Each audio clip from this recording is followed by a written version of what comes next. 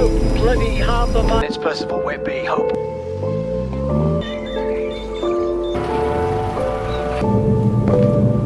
हमारी आज की कहानी है एक ऐसे जाबाज आदमी के बारे में जो कि अकेले ही इतना काबिल है कि उसे किसी और की जरूरत ही नहीं पड़ती है। पर क्या एक आदमी अकेला सब कुछ हैंडल कर सकता है?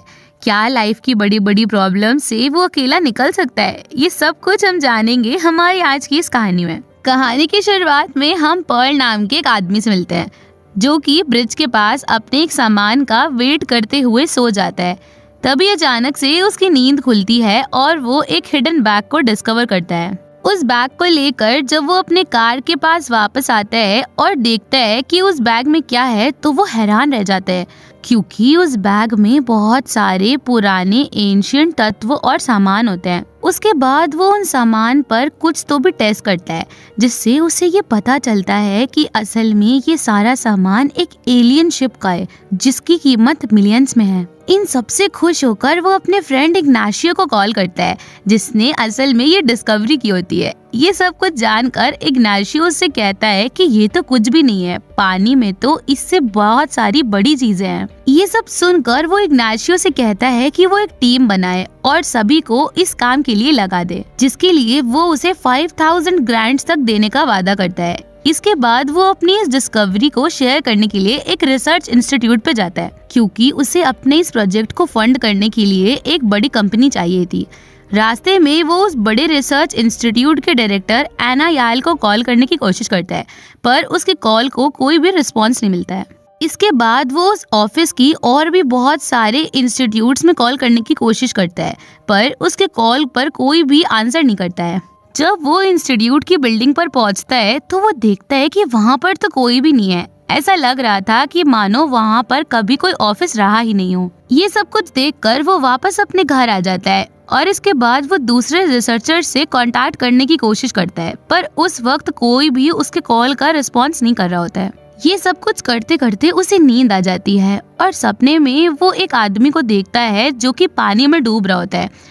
इस सब को देखकर पर्ल की वापस से नींद टूट जाती है, जिसके बाद वो अपनी छोटी बेटी बनी से बात करने का डिसाइड करता है। वो एक वीडियो गेम ऑन करता है और उसमें अपने वर्चुअल कैरेक्टर में जाता है, जहाँ पर कुछ देर बाद उसकी बेटी बनी भी आ जाती है।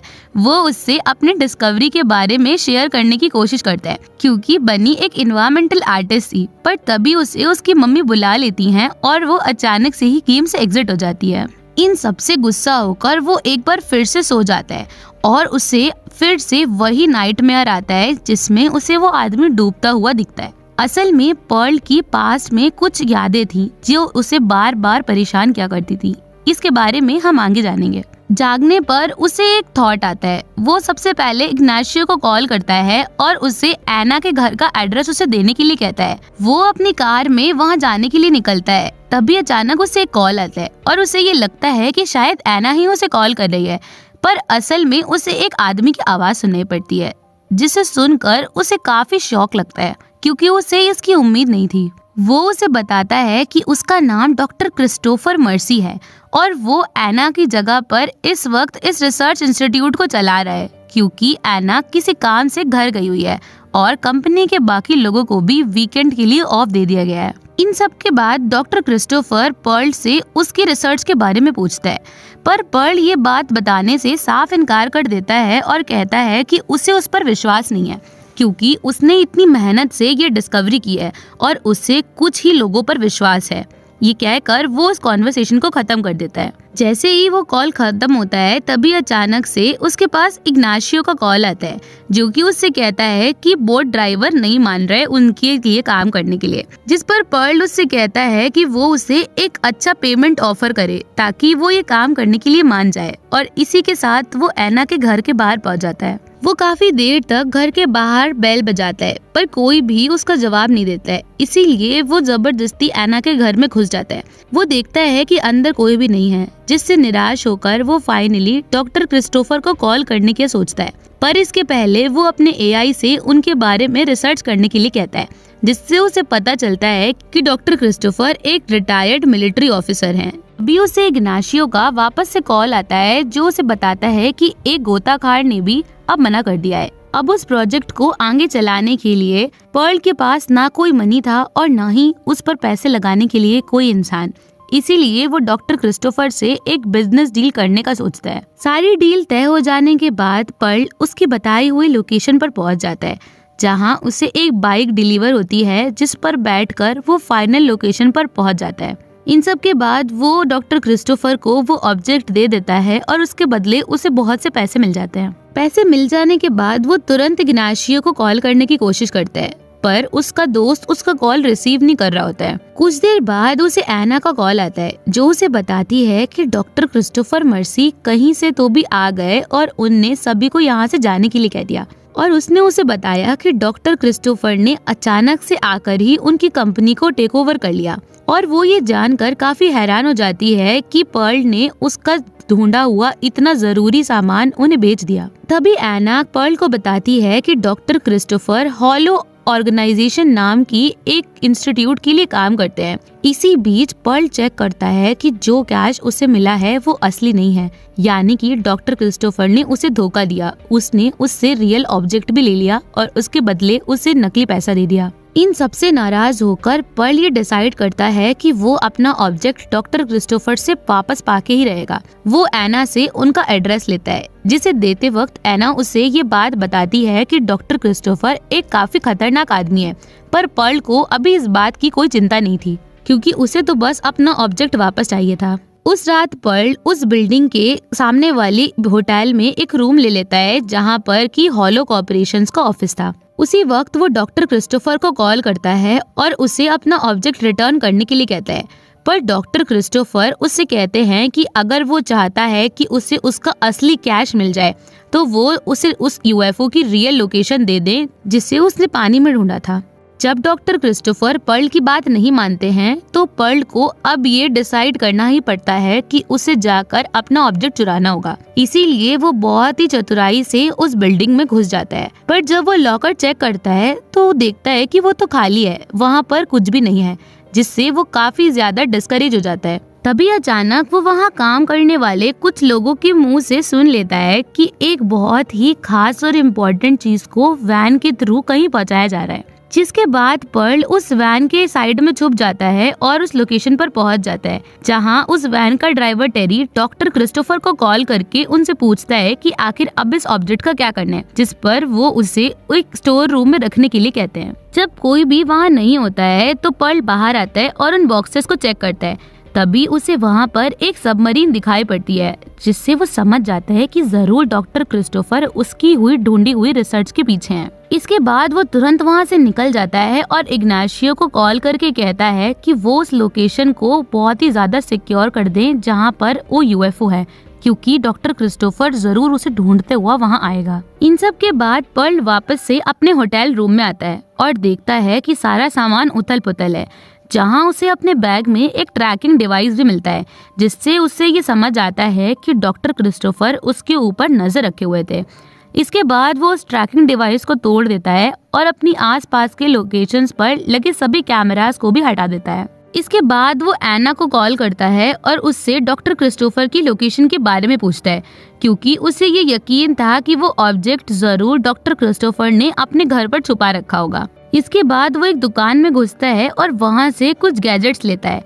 तभी वो वहाँ से अपनी छोटी बेटी बनी के लिए एक बर्थडे गिफ्ट भी लेता है। अगली सुबह वो एना की बताई हुई उस लोकेशन पर पहुंच जाता है जहां डॉक्टर क्रिस्टोफर का शायद घर था। जिसके बाद वो देखता है कि जब घर में कोई नहीं होता तो वो चुपचाप घर के अंदर चला जाता है और फाइनली उसे फ्रीजर में वो ऑब्जेक्ट मिल जाता है जो कि उसने ढूंढा था, जिसे देखकर वो काफी खुश होता है। तभी अचानक उसे उस वर्चुअल गेम की आवाज आती है जो कि वो अपनी बेटी के साथ खेल रहा होता है। वो देखता है कि वहाँ पर कोई नहीं है, पर वो गेम जोर जोर से स्पीकर से बज रहा होता है। जिसके बाद वो परेशान होकर उस कंप्यूटर का सीपीयू अपने साथ ले लेता है और वहाँ से चला जाता है। रास्ते से जाते वक्त उसे अचानक बनी की कुछ चिंता होती है, इसीलिए वो अपनी एक्स वाइफ ग्रेचन के घर पर जाता है और बनी के बारे में पूछता है। ग्रेचन घर पर नहीं होती है, इसीलिए वो सीसीटीवी पर से रिस्पॉन्ड करती है कि अभी कुछ देर पहले एक गाड़ी आई थी और वो बनी को ये कहकर ले गई कि वो आपके साथ सेल पर जा रहे हैं।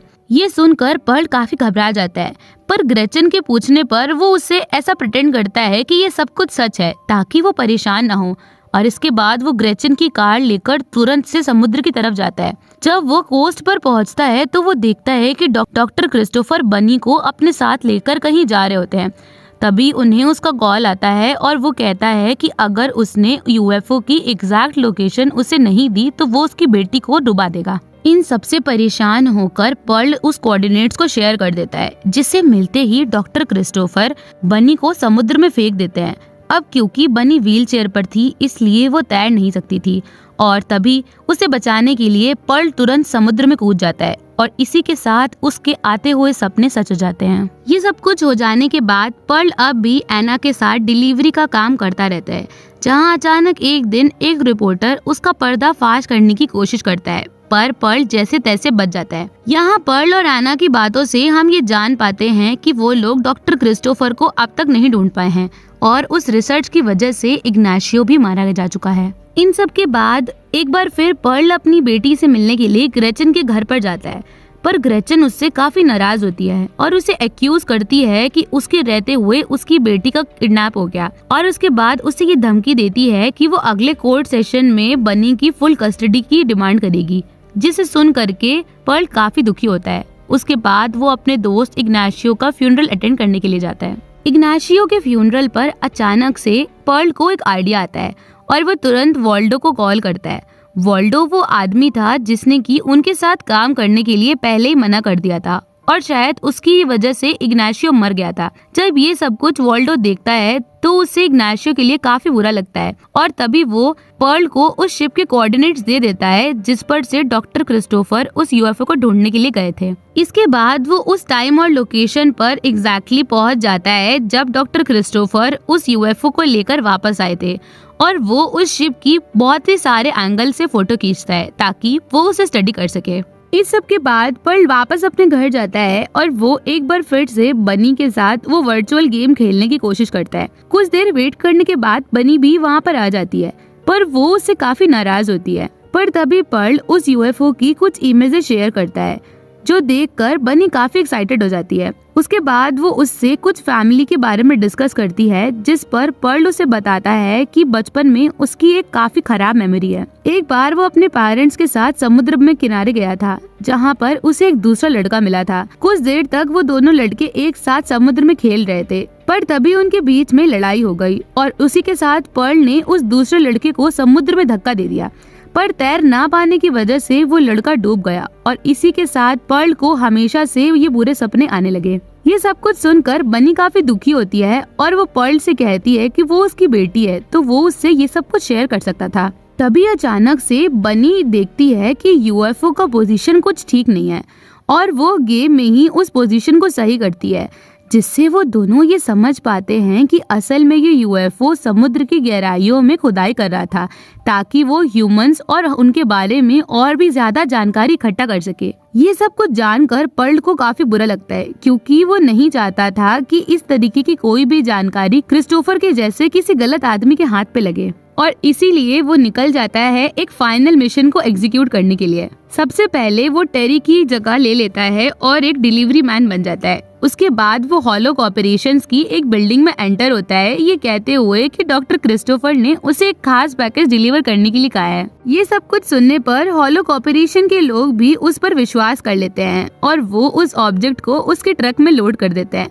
इन सब के बाद जब पर्ल उसे चेक करता है तो वो देख लेता है कि एक्चुअल ऑब्जेक्ट उसके साथ ही है, जिससे वो काफी खुश होता है। तभी अचानक उसे डॉक्टर क्रिस्टोफर का कॉल आता है और उसे बताते हैं कि अगर उसने उस ऑब्जेक्ट को उन्हें वापस नहीं किया तो वो ग्रेचन और बनी को मार देंगे, क्योंकि उसने उन लोगों को किडनैप कर लिया है। उसकी बातों से पर्ल ये समझ जाता है कि डॉक्टर क्रिस्टोफर उन लोगों को अभी किडनैप करने जा रहा है, यानी कि उसने अभी तक ऐसा किया नहीं है। इसीलिए पर्ल तुरंत ग्रेचन की बिल्डिंग की तरफ जाता है, जहां लिफ्ट में उसे डॉक्टर क्रिस्टोफर मिल जाते हैं और वो तुरंत उसे एक पंच से बेहोश कर देता है। इसके बाद वो उसकी बॉडी को एक कार में रखकर उस कार को पूरी तरह पानी से भर देता है और इसी के साथ डॉक्टर क्रिस्टोफर का अंत हो जाता है। सब कुछ खत्म हो जाने के बाद पर्ल एक बार फिर से उस यूएफओ की खोज शुरू करता है और वो एना के साथ काम करने का डिसाइड करता है। एना, जो कि अब नासा के साथ काम कर रही होती है, वो इस बात पर तुरंत अग्री हो जाती है। अपने इस एडवेंचर के शुरू होने से पहले फाइनली पर्ल बनी से मिलने जाता है,